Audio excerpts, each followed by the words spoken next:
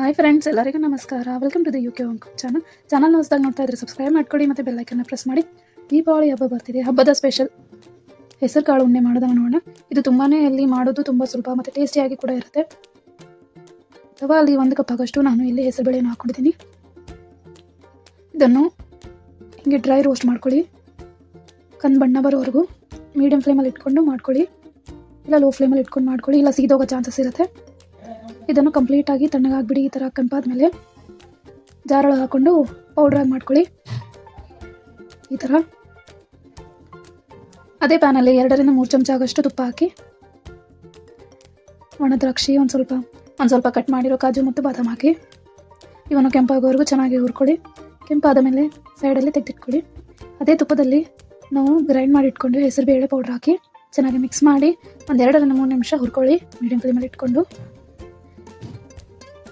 ಈಗ ಜಾರಲ್ಲಿ 1/2 ಕಪ್ ಆಗೋಷ್ಟು ಸಕ್ಕರೆ ಹಾಕಿ, 1-2 ಏಲಕ್ಕಿ, ಒಂದು ಸ್ವಲ್ಪ ಜಾಜಿಗೆ ಹಾಕಿ ರುಬ್ಬಿರೋ ಹೆಸರು ಬೇಳೆಯಲ್ಲಿ ಸಕ್ಕರೆ ಹಾಕಿ ರೋಸ್ಟ್ ಮಾಡಿರೋ ಡ್ರೈ ಫ್ರೂಟ್ಸ್ ಹಾಕಿ ಎಲ್ಲವನ್ನು ಚೆನ್ನಾಗಿ ಮಿಕ್ಸ್ ಮಾಡಿ. ಈ ಸ್ಟೇಜಲ್ಲಿ ನೀವು ನೋಡಿಕೊಂಡು ತುಪ್ಪ ಹಾಕೊಳ್ಳಿ, ನಿಮ್ಗೆ ಎಷ್ಟು ಬೇಕಷ್ಟು. ನಾನಿಲ್ಲಿ 4 ರಿಂದ 5 ಚಮಚ ಆಗಷ್ಟು ಹಾಕಿದ್ದೀನಿ.